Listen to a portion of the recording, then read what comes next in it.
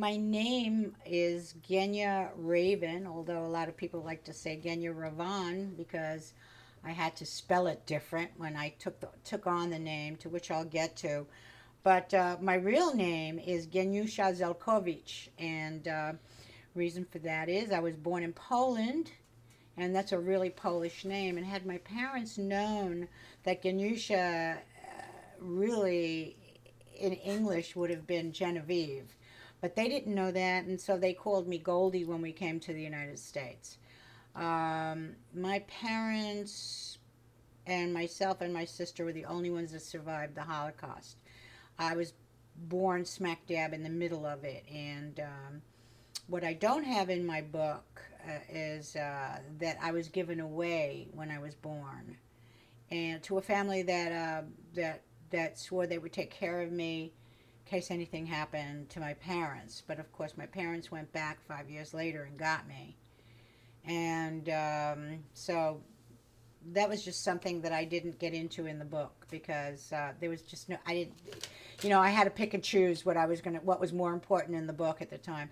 So anyway, the book being Lollipop Lounge, of course.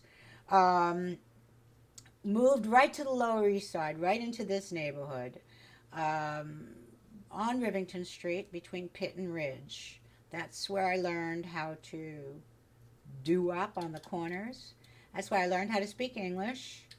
And basically, I learned how to speak English through music. My parents had a partner in a candy store. This was later on. This was like in 1949, 1950. My parents had a candy store, and they took in a partner. Well, he wasn't a partner, although we called him a partner because he was part of the family. He was a black man, and I called him Uncle Louie.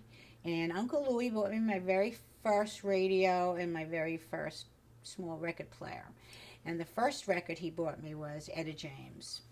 So I learned how to speak English through R&B music, listening to the Catman on, I don't remember the name of the station, but it was some station from New Jersey that came in very, very, very slight. I'd have to put my ear to the radio in order to hear it, and it had all that static through it. But that music just did something for me, and it was my friend. Music was my friend right from the beginning, and that's what I related to.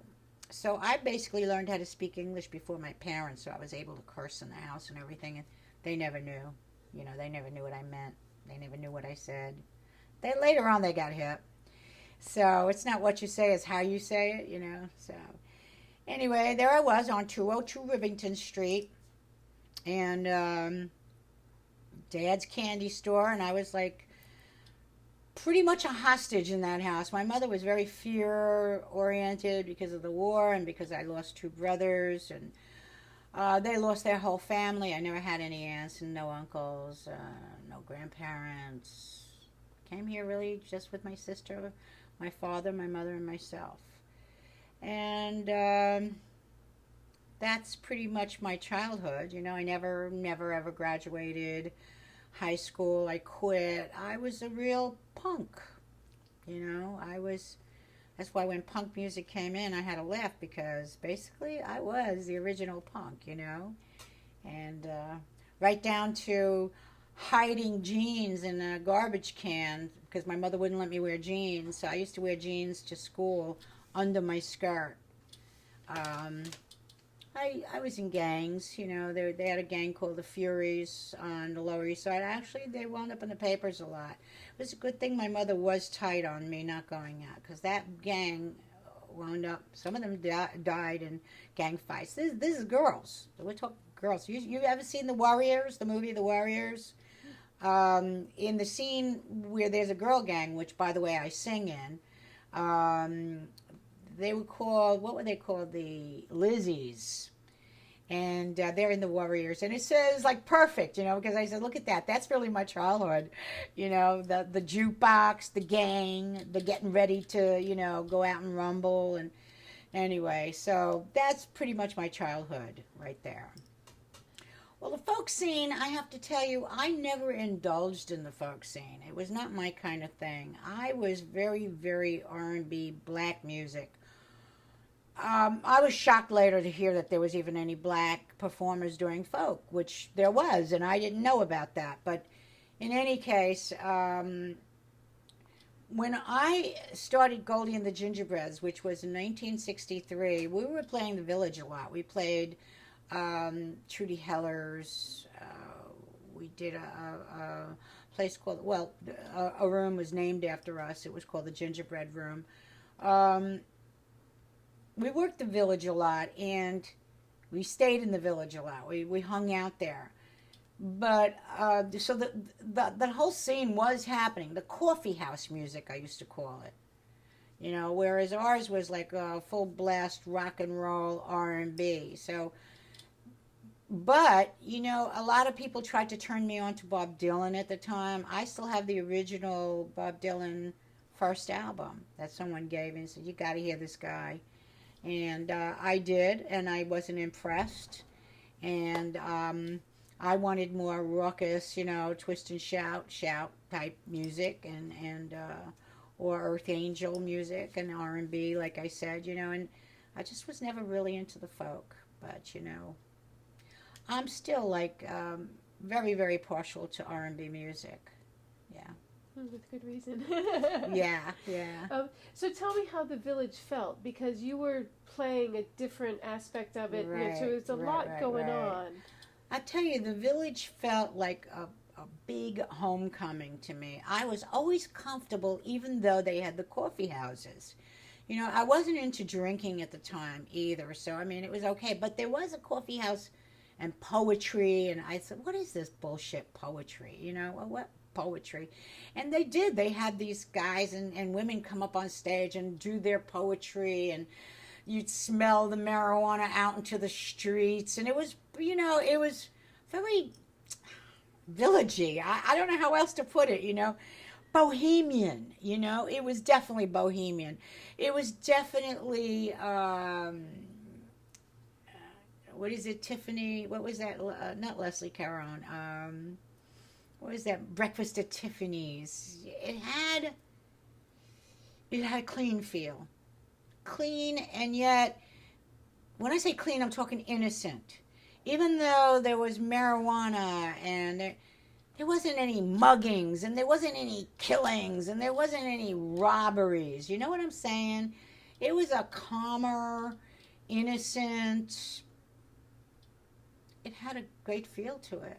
We'd finish at 4 a.m. We'd think nothing about walking in the street and going for a place for breakfast. We were never worried like who was behind us. It had a great feel. It was wonderful. Sort of like, I guess it had to be in the 30s when Fred Astaire was tap dancing through Central Park, which is something you'd never do today. Well, maybe today. I don't know. It's getting better. It's getting better. Yeah. I'll tell you, the Village still feels very villagey to me, but you know what? I know this is going to sound really bad, and you can cut this out, but all the third world people coming in and starting all those little stands for $5 jewelry, and every store is now porno on Bleecker Street, and they're selling the same scarves, the same. I mean, I know everybody needs to make a living, but where are the artists? What happened to those people? Those are the people I miss when you can get one of each kind. You'd go get a bag. Thank goodness the leather store is still there where, you can still catch some nice leather bags and stuff. But, like I miss the real artists, the clothing, the jewelry, one-of-a-kind things. Today it's just like, take the money and run. People... It's like download, It's like they're downloading. That's the only way I could describe it, It's like downloading music, not buying it. You know what I'm saying? That's how I feel about their stuff. the reason I'm bringing up downloading too is because I'm walking by and I'm seeing them selling DVDs. You know they're homemade. You know the quality's not going to be as good. And the same thing with downloading music. There are downloading places. I'm on one that you get your royalties. I don't think that you have to rob people because we're getting our technology so very together. You don't have to rob people for that. You don't have to rob artists. And so when you talk about Greenwich Village, it ain't what it used to be because the people that were there before that made it Greenwich Village were the artists. They're not there. They're not there. 75 was a transition. The 70s were a transition. This is when the Electric Circus was there. 8th Street, the East Side was starting to happen. Again, you had your stands of jewelry and your clothing and your this and that. But it was a time of love, peace, and rock and roll. And peace was big, and love was big, and oh man, I love you. Everybody was getting high, but it wasn't like the dirty drugs, which I call crack, I got into cocaine later. To me, that's a dirty drug. Only dirty because it messes with your it messes with your temperament as opposed to marijuana, which I'm not saying is a good thing. Marijuana is not, anything that's altering your being is not. That includes alcohol. That's my feeling. But crack and speed and cocaine and all those pills and even LSD. I think that was the beginning of the downfall of a lot of stuff. Because it made people mean. It brought a lot of anger into the picture. Our music today is all about anger, and I miss the other side of it. I don't need to hear anger. I could hear it anywhere out the windows in New York City. I could go to a bar if I want to hear anger. And that's what rap music means to me today. They're having this thing now called Save the Music. We'll get into that later, but the thing is. Yes, there's a million ways to say I love you. You don't have to say I love you. You get tired of that in songs as well. But, like my Urban Desire and the End I Mean It album, I really tried to stay away from the words I love you. And, for example, my songs Shadow Boxing or I Should Have Listened to the Junk Man, they're love songs, but they never say I love you. They're songs about pain. In relationships, but you never talk about the relationship. You're talking about a feeling of the relationship. I was 17 at the time. I was 17 and a half, and I had sung with a group called the Escorts. And, that's in the book. I jumped up on stage at the Lollipop Lounge, and I pulled on the guy's coat. I went, I want to sing. It was all on a dare, and anyway, to make a long story short, I recorded with them, and the song Somewhere, very white song, became a number one in Detroit and parts of Ohio and Canada. And next thing I know, I'm doing record hops, and I didn't even know what a record hop was. I mean, a record hop is really when you get up on stage and you mime. That's what they were doing at the time. There were lots of record hops for the kids to go see. So I guess it saved a lot of money. You didn't have to have a band. You didn't, there were no real groups. There were bands, session guys, But anyway, and I met Ginger when I worked with the Escorts, and that was in the Village. I had I was singing in Trudy Heller's club with the Escorts when I went to another club around the corner with Richie. Richard Perry was in the group. And I see this little drummer, in the shadows there.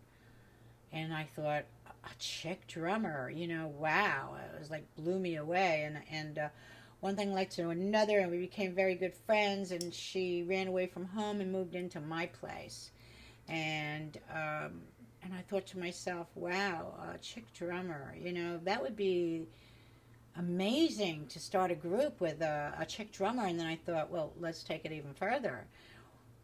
Why not get chick musicians, and make it an all-woman rock band? And it's funny because Ginger, who was the drummer, also thought about having a girls' band. So Ginger, who also thought about the having a woman's band, she and I decided to start a group, and we came up with the name. I was Goldie, and we came up with the name Goldie and the Gingerbreads.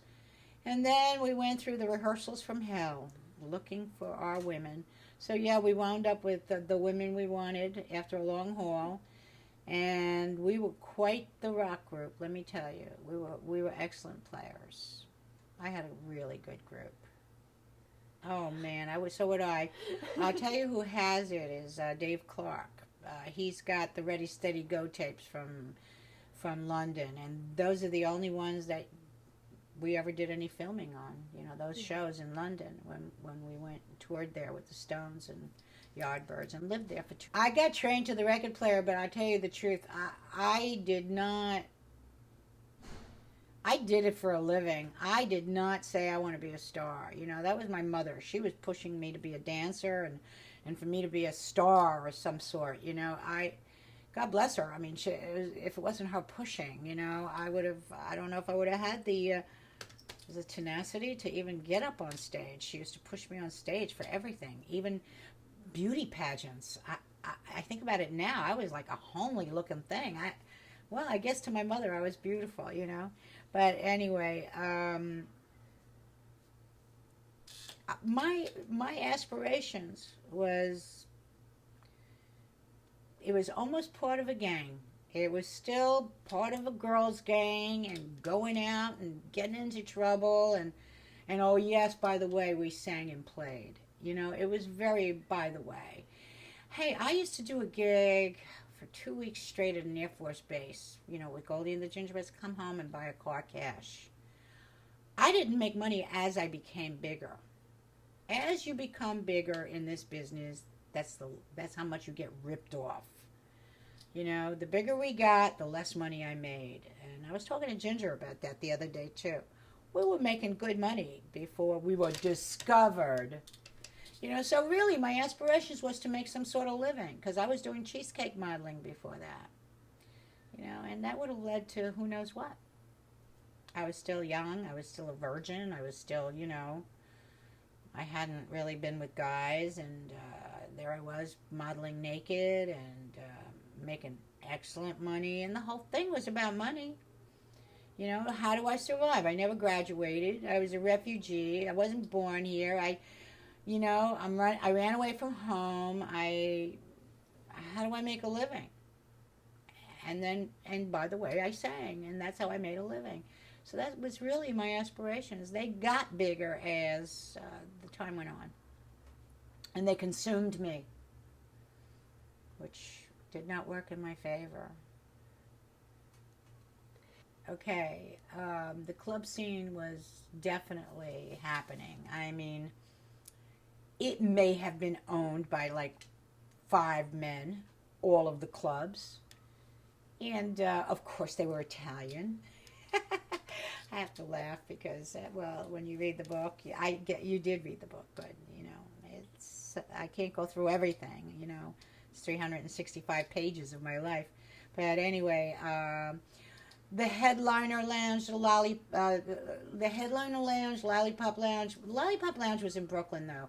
We have to discard that. The New York scene was the Wagon Wheel, Peppermint Lounge, Headliner, Ungano's, the Metropole, which was a strip joint. So we never worked the Metropole, although they did have some rock groups play there, like the Rascals played there too. We played the whole scene in New York City. And when we got booked, we still don't know how we did that. We got booked for 5 shows a night with 20-minute breaks. And I never got hoarse. You learn how to sing when you play that, So we earned our dollars, But we'd stay in one place. You didn't need roadies. You didn't need a manager. I'd always book it, and The club scene was definitely a happening place. That's where the dancing was happening. That's where your social life was happening, and the music scene. I mean, if anybody wanted to, that's where I was brought up, really. On that whole scene at the Peppermint and the Wagon Wheel. That's where we were. Yeah. I tell you, I didn't do that. I didn't do the Mercer Art Center. I didn't do that. After 10 Wheel Drive, I did do Reno Sweeney, which I absolutely loved because I was able to do everything there. I'm a very eclectic singer. I like everything from jazz to rock to R&B to ballads. I love ballads. It's Reno Sweeney was a place where I can sing and do all of it, and I love that kind of show. I loved it. You know what? Had I known better, well, Vegas wasn't ready for me then either. But today, like if I wanted to, which I don't want to, a Vegas show would be the ideal thing because it would let me do all of my music. But I'm pretty happy where I'm at right now. I did Max's only a couple of times, and this was after 10 Wheel Drive with my group for Urban Desire album and the And I Mean It album. I did Max's. That was a wild scene, too. It's all part of that whole CBGB Max's way after Goldie and the Gingerbreads. This is after, actually, it was even after 10 Wheel Drive. 10 Wheel Drive and I started at the Bitter End on Bleecker Street, and the Bitter End was a good place for us to be. Until recently, our poster was even up there. I don't know what happened to that poster. Actually, I should go check it out. I'd like to have it if they don't want it. But anyway, yeah, that was a happening scene. That whole 70s, early 70s, 69, 70 was a pretty happening scene in the village, too, because, there was Sly and the Family Stone. There was, and even struggling Jimi Hendrix, he was struggling in the village until he went to England, which is why Goldie and the Gingerbreads went to England. Well, we weren't struggling, but I mean, it was a quick way to become a star.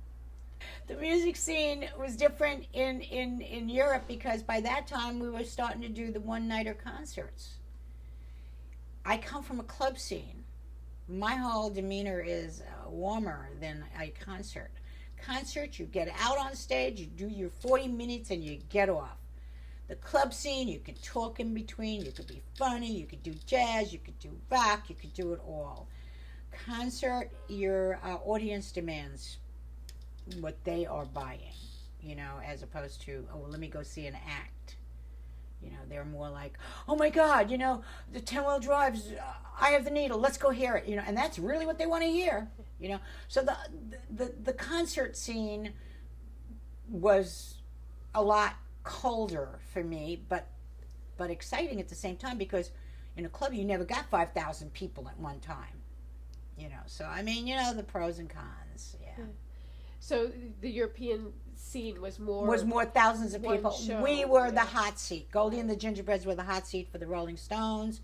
Hot seat means that out of 7 acts, we would be right on before the main act because they felt that we could hold the audience, at bay. And we did. We did. We even got encores, which is unheard of. So we toured with the Yardbirds, the Rolling Stones, Manfred Mann, Hermits,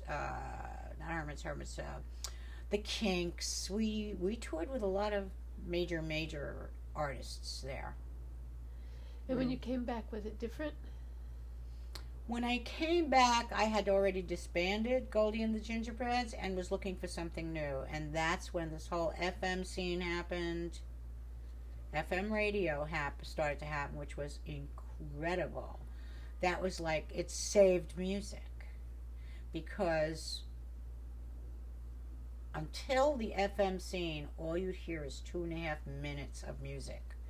And they were always 2.5 minutes, and so you can imagine getting an FM station that would play a song that was 10 minutes long in Agata Davida. Enough already. I mean, that was like, went on and on, but it was wonderful. It was wonderful. FM saved music.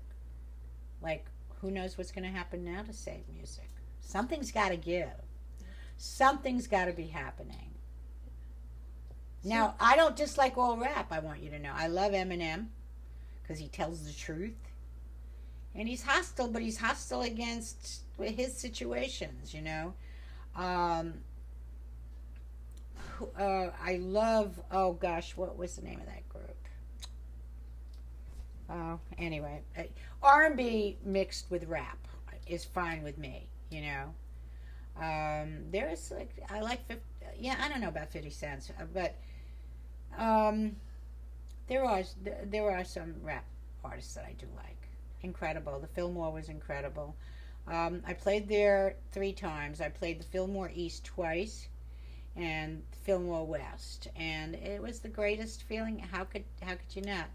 I mean, it was like, even though I never took an acid trip in my life, okay, when I tell you the whole audience was just like um, unbelievable. It was that the lighting was unbelievable with the dripping lights and the tie dyes and it was amazing. I was known for wearing see-throughs, you know, see-through blouses with no bras underneath, and I figured, let me take one step further, and I had they they had the face painters and body painters at the time. This is before, you know, the whole tattoo thing had happened, which of course I already had my tattoo.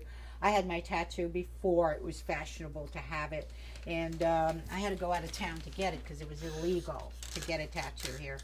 So anyway, I decided I would take this face painter, this guy that was painting everybody's faces, and he was on a trip too. Everybody was tripping, you know, and he says, "You want me to do some body paint for you?" I went, "Yes," and I took him into my dressing room, and I had him paint 2 stars on my breasts, a red one and a blue one. And I put a see-through jacket on top, but then when I went out to sing, I took it off, and I was there stark naked, practically, with just jeans, my chastity belt, but what happened was the lighting guy put on blue and red lights, so it looked like I had nothing on, and the whole audience went running towards the front of the stage to see what the hell were they seeing, the real thing, you know, things. Yes, they were seeing the real things, you know. It was wonderful, but the feeling there. We did it with. Let me see who was on. Steppenwolf was on. We worked a lot with the Chambers Brothers. We did a gig there with the Doors. We did a gig there with Melanie. I got a brand new pair of roller skates. You got a brand new key. It was great. It was great. Um, it was an incredible, incredible show. But you know, I tell you something. My highlight was the Atlanta Pop Festival. Anyone and everyone for 3 days, from Grand Funk to BS&T to Janis Joplin to you name it, did that concert, and it was wonderful. It still amazes me how a mass of so many people and not one tragedy. Amazing, isn't it? Not one not that I know of. I mean, if someone OD'd and died, it was because they did it to themselves. I'm just saying that there was nothing, you know, like, it was just very under control. It was just amazing. Well, you know, whenever I think of the Electric Circus, all I could do is smell patchouli. It's amazing. Incense and patchouli. That's what I think of. The circus was amazing too, and it was that same time, you know. Tony Williams' Lifetime Jazz was downstairs, which of course he went on to play with Miles later, and even Miles came to see us, 10 Wheel Drive. Everyone played there, everyone, and everyone looked like Jimi Hendrix by then. With the big afro and the big fringes, I mean, that was it. That was it. Everybody was, you know, everybody was him. I mean, it was Jimi Hendrix time, you know? Yeah. CBGBs. That was also life-saving, music-saving movement. God bless Hilly Crystal, you know what I'm saying?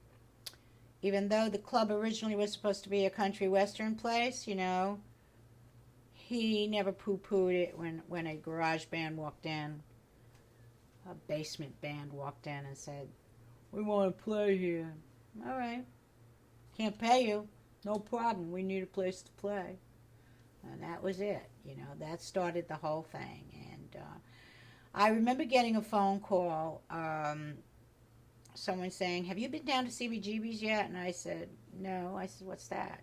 It's a club, and I think you're gonna like the music because my big complaint those days before I went to CBGB was everything is just so overproduced and so, um, what happened to basics? Let's get back to basics. I'm not saying back to mono like Phil Spector, but I'm saying come on, everything is strings and horn sections, and it just got too glitzy for me, and this guy knew I felt that way, and that's why he called me. He says, "Genya, come down with me to a place called CBGB's. I think you're going to like it." So I went downtown with him. I thought, Bowery? Oh, God, and we walked in, and there's all these neon lights. I loved the feeling of the bar. He introduces me to Hilly, who was very warm, and Hilly knew who I was, and that helped. So I befriended him, and we started to talk. And the next thing I know, I hear a group. They're called Manster. They get up on stage and they sing these what they were was a street Frank Zappa-ish type group, and I thought, this is fucking refreshing. It's refreshing. It's not polished. They're talking about their situation. It's this is like a breath of fresh air. Then the Miamis went on. I went, oh my God, this is a pop group, but not clean. You know what I mean? They're not. And it was one band after another, and I thought, well, yeah, there was a lot of shit too. I mean, there was a lot of garbage, but I gotta tell you, it was like a breath of fresh air for me. And the next thing you know is I said to Hilly, I said, I'm producing these days. I would love to find something. And Hilly and I got together quite a few times, had dinner, and we talked a lot. And we became very good friends. Not lovers, we became good buddies. And then I get a phone call, and he says to me, I want you to come hear a group called the Dead Boys. And I thought, okay, what kind of crap am I going to hear? Because not everything that Hilly loved did I love, For example, the shirts. I wasn't crazy about the shirts, and he loved the shirts. He managed them and loved them. I wasn't crazy about them. So when I went to see, he said, this group is charming. Well, have you heard the Dead Boys? They're anything but charming. But this is where Mr. Hilly Crystal comes from. To him, they were charming. Why? Because a song called Everyone Knows You Were Caught with the Meat in Your Mouth. He thought that was a good way of saying, had sex. I thought, Hilly, you're a little off the wall these days. But anyway, I heard the band, and I said, first thing they got to do is get a bass player. Oh my God, they don't want a bass player. Well, they're going to have a bass player. I can't record an album. Anyway, I wound up producing the Dead Boys' Young, Loud, and Snotty, which happens to be the best album they've done. It got them on the map, and the guy I had playing bass for them was Bob Clearmountain, who turned out to be, quite the star in his own right. And naturally, the Dead Boys didn't even want his name on the album at the beginning. And then when Bob Clearmountain produced the Stones and became involved with them, they all called me and went, Bob Clearmountain. I went, I know. He worked with some really good people, but you didn't want his name on the album, But anyway, so, I mean, all in all, the punk scene to me was a very refreshing one because it was honest. Any kind of music that's honest, I will always love, with no hostility. I don't want hostility. Who is it hurting when you sing a song like the song I wrote, I won't sleep on the wet spot no more? Who is that hurting? I'm just saying I'm not going to take it. I have my own way of saying things. Everyone knows you were caught with the meat in your mouth. They have their way of.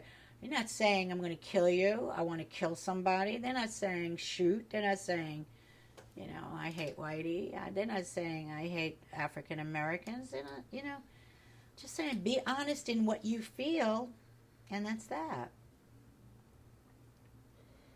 Well, some of them were trying to. Yes, they wanted to get back that old feeling of mono, but you know what? You can't stop technology. I mean, I loved Media Sound. That's where I did most of my recording, and Electric Lady. Those are my two favorite. You know, Power Station. When it gets to techno, I stopped. Like today, I'll tell you the truth. Oh, that's why number one, not to be confused with an engineer. I don't ever want to engineer. That's what engineers are for. A lot of people get confused. What is a producer to a record? A producer to a record is a director to a film. Whereas I think that a really good producer should not be engineering. Because when you're an engineer, you need to do a lot of the technical stuff. So who's working with the artist? Okay, I work with artists. I'm on both sides of the glass, and so that's why, to me, having the right engineers for the right project was always crucial. And even today, I mean, I would not be afraid to ask questions, and that's how I learn. I ask questions. Today, people have recording studios in their living room. You know, I mean, you're saying back to mono. I mean, today you could record, I don't know how many tracks, 60 is 80, 100 tracks right in your living room. I miss the stage of a recording studio. To me, that was a stage. It was the costume, you know, and I like it. I like that the artist feels like an artist and is not sitting in someone's kitchen singing. You know what I mean? I like the settings of real recording studios. But, you know, today there's, like I say, you can't stop technology. I have no idea what's going to happen next. I have let a lot of things slide on my recordings with both myself and my artist. And because, to me, feel is the most important. Music should make you feel something, whether it makes you feel sexy, it makes you want to dance, it makes you want to cry, it gets you melancholy. Music should make you feel something. When you have, like the technology today, where you can fix one note, or you can put in, you're missing the whole idea of a performance. Why was the Dead Boys' first album so good? They recorded it as a live show. When something didn't go right, they did the whole thing over. I picked the takes. Why would I pick the take? Because it excited me. It did something to me.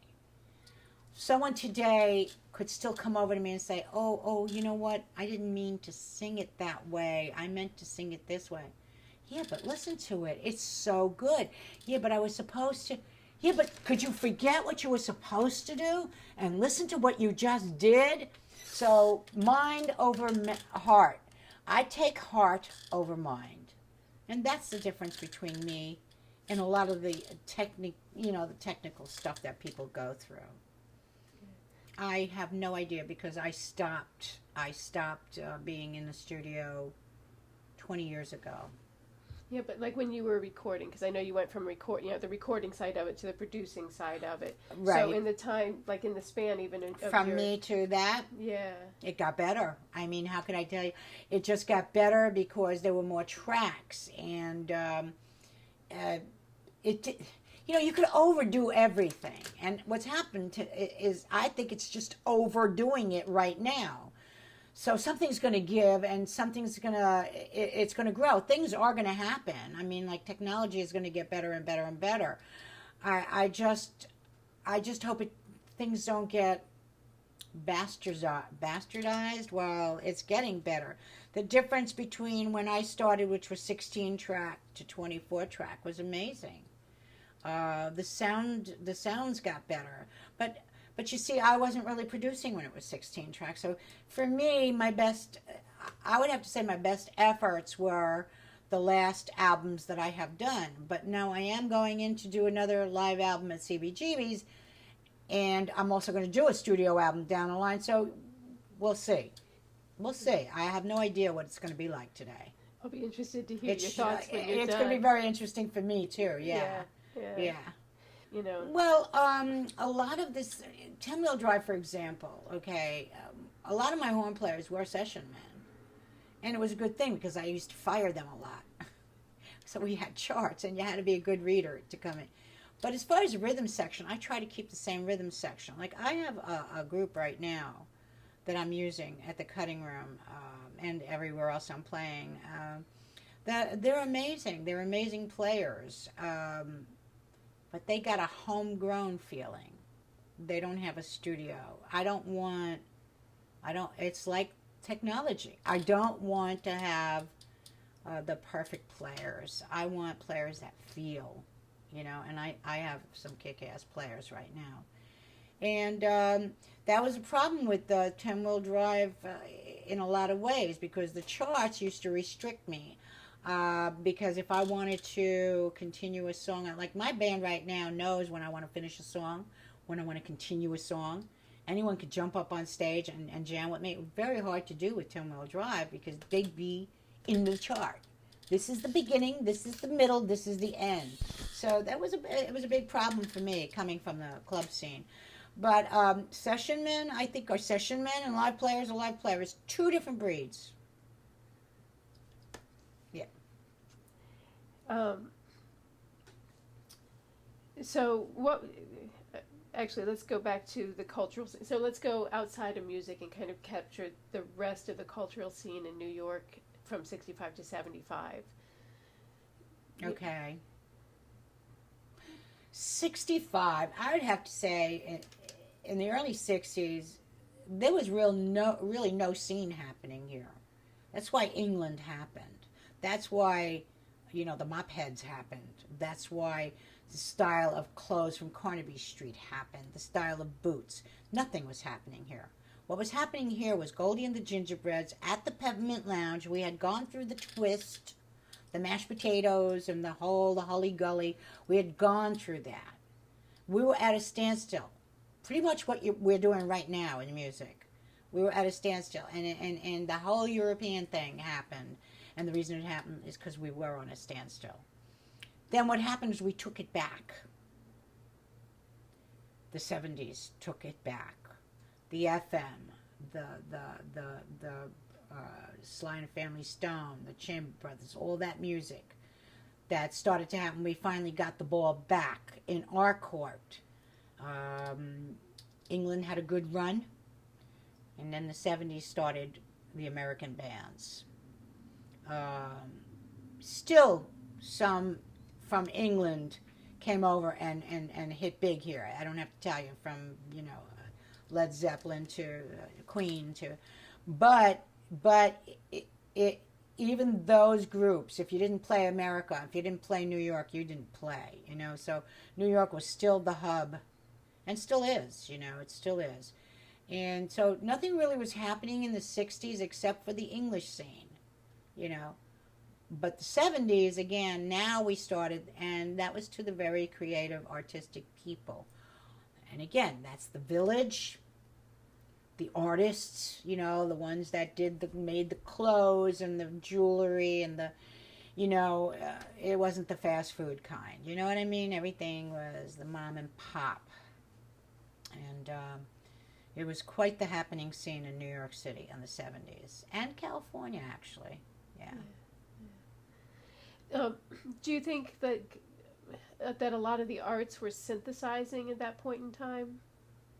What do you mean? Like a lot of writers were becoming musicians. There was. Well, that's a good question too, because look at what happened with. There was a time Carole King could only write. Let's say even what's her name?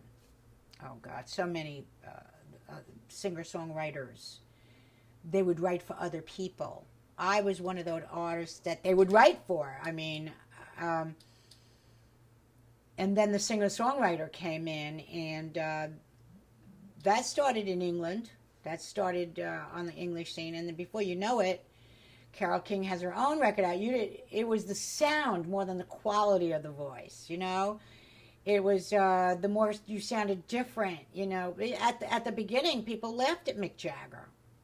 You know, but look what they did. They took all of our old stuff, like, you know, this could be the last time. Not this could be the. A lot of our stuff, a lot of our from our black artists that they were re-recorded in England, especially by the Stones, who weren't writing yet, and if it wasn't for Andrew Oldham, they still wouldn't have been writing. He forced them to write. But the singer-songwriter, so the original material started to happen when I had Goldie and the Gingerbreads. We did only covers, so I come from copy. We were copy bands. I came into my own writing really at the start of 10 Wheel Drive, and then finally Urban Desire and I Mean It was like almost all my writing. But yeah, the 70s, the early 70s allowed people, it wasn't how good your voice was, it's how different you sounded. Look at Tom Waits. I mean, and so many other singers. It was just a style more than good voice. Mario Lanza, Doris Day, good-voiced people, Perry Como, all those manicured people. Even in R&B, very, very good voices. The Four Seasons, good voices. What happened was the sound started to come in. A different sounding voice. What is it? It was hard to do the transition. I finally could be me, It was really amazing time that the 70s did. Mm-hmm. I really was me. The epitome of me was Urban Desire and I Mean It. Now we'll see, what else happens. Right. Yeah, because what about like the transition from the folk scene to the hippies to the disco and then moving on to the punk scene? What do you mean? What about the transition? Kind of the evolution. My note here is that's the way it happened. I mean, yeah. I can't say any more about it because I already pretty much broke it down in sections. Yeah. But it went from that to that to that. That's all I could tell you. I was all part of that. So the evolution I was part of the evolution, and I can't pinpoint it. I was part of the evolution. Were there any triggers? Like social factors or... I suppose there was, but you know what? You're talking to somebody that is just so not political. I'm so not political. And I'm sure there was. But I'm not the one to talk to about the political end of this. Yeah. What about the musical end, though, too? Because it's entirely different musical styles, from the simplicity of the folk musicians writing their own tunes, kind of to like what you said, where it became just so overproduced and over, what was happening that made that musical transition make sense? Boredom. I mean, it's kind of like what's happening today. People are saying save the music. It's everything I've talked about already. You know what I'm saying? I'm going to repeat myself. I was just seeing if there was something. Yeah, there isn't. Because basically, from what you're asking, I've already gone through that. But there's not something that in your mind... The question is good, but there's nothing in my mind that's going to make it different than where I've already told you it was coming from. And as far as, like, again, I'm sure it had a lot to do with politics and stuff. You can't help but grow, okay? But you can stagnate too, and that's not part of growth. You have your followers and you have your leaders, and what the pity of this music scene is that you'll get one hit from let's say an Eminem. He'll become very popular and it'll be a hit, and all of a sudden every fucking record company is signing their own Eminem. It's like the followers, there's so many followers. And the record companies are not taking chances like they used to. And what record companies? They're all freaking joined together at the hip now, People are coming up with their own labels, pressing their own CDs. I'm going to be one of them. Yeah. So, yeah, something's got to give. Yeah, the alternatives kind of went from none to many to none. Exactly, exactly. They outdid themselves. Yeah. Yeah. So one thought that we had was that from 60, well, first tell me, what did it feel like living from 65 to 75? And I know it's a hard question. It is a hard question because I just went with the times. I Yeah. didn't sit back and go, gee, now things are changing. I was part of the changing. I mean, what did it feel like? I was very lucky to be there. Um, the transition I went with, and I can't explain what it felt like because, I mean, I don't know. I mean, I evolved with it, so I can't really tell. Yeah, like one day after the next, how do you know? That's it, Yeah. you know, yeah. Oh, yeah, you know. It was different because a lot more was acceptable. Um, People's minds were open again. They weren't closed to any kind of real art form. They praised it. Andy Warhol, okay, he did a can of soup. He did posterized type stuff. I mean, it was like back to, again, like the music. It went from overdone. I think just, you know, someone having enough balls to do something different, but then also having enough balls to accept it. And the time and the place where everybody was vulnerable and open to anything and everything. That was the best time to be in the music business anyway, from the 60s to the 70s. The 80s, I bowed out, 90s out, and I'm coming back in. I mean, but I don't know if I'm going to stay. You know what I'm saying? I have been in the right time at the right place for a lot of things, and I'm very proud of it. You know, but I was there. Music was never the empire of the planet, but it became the empire of the planet, and now it's killing itself. And so it's pretty interesting to see what's going to happen. Yeah, definitely. It was a community. What made that work? Just what I said: the openness, the arts, the acceptance. It's just a time. It was a time where it was accepted. Yeah, It's a really good point. community. Yeah. One thing that struck me after I read the book is you come from such an immigrant background, and the whole art scene was such an outsider insider kind of thing. Do you think there's a commonality there? The only thing I could say to that commonality, I don't know about that, but in my head, because I was an immigrant and I had to learn the English language, I was able to pick things up better. I was able to pick things up more than your normal child, because I wanted to belong and wanted to be part of. And all children do. But when you're a refugee, you double do. You know what I'm saying? And it's like Ornette Coleman once said, that's why I was so good at what I did. And my ears were so good. My ears were basically sponges, you know. And for me to learn English through music, it gave me the soul, you know what I mean? But I mean, if you don't have it, you don't have it. I mean, a lot of kids were immigrants and they're not singers and stuff, you know. Let me just put it to you this way. Higher power put me exactly where I was supposed to be. My feeling on that whole thing is that it was the healthiest thing, and it kept music going.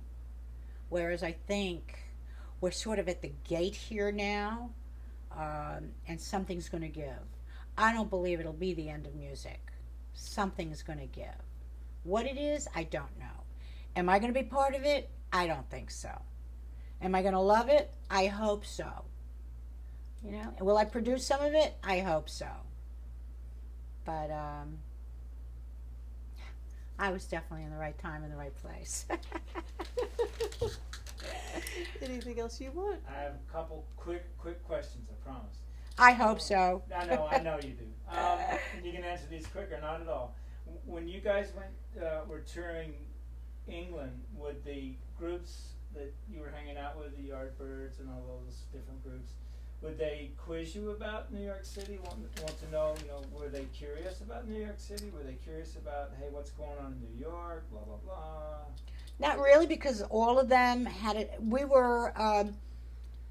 Uh, they were already in New York. A lot of them. The Stones had already been here. Jeff Beck, maybe he questioned me about the blues scene, naturally. But really, we were questioning them more than they were questioning us about their scene. They did a couple of times make fun of Americans, and we said, then fucking don't go there and collect our money, okay? But they didn't think they made it until they came here, so, Okay, last question. Would you have anything to say about fashion from 65 to 75? Yes, definitely we were not in fashion in America. The English, no matter how poor they were, no matter whether they were maids, whether they were waitresses, whether they were hospital people, whether they were doctors, their dress was so much nicer than ours. Their styles, they just dressed so much better than we did. Whereas in 1970, we started to take over also in styles. So, but yes, the 60s, America did not know how to dress. Okay, last question. It seems like to me I'm finding a big hole between like 1972 and 1975 in New York City as far as a place where bands could play. Is that right, or am I wrong? I just can't seem to find any spot in there where there was anything going on. There wasn't. The bitter end was happening. The jazz places were happening. You're right. It was totally dead. If you were a rock and roll band, you were out. Very, very few. Very few rock and roll places. And that's why the punk movement had to make it. CBGB's was probably... And Max's. That's it. The so-called cocktail lounge rock and roll was no longer. And was when you were with Goldie, did you guys see the very beginning of the Twist? Yeah, we kind of came in right in the middle of the Twist. We actually toured with Chubby Checker, too. Yeah, the fringes and the shaking all over, absolutely. Okay. The mania of the Twist. Come on, baby! One other thought. Of course, between the two of you. Yeah, one last thought. Yeah, one last thought. I got you for one time. Yeah. Dylan went electric at Newport in 65. Did that make a difference to you? I was happy. I was very happy Dylan went electric.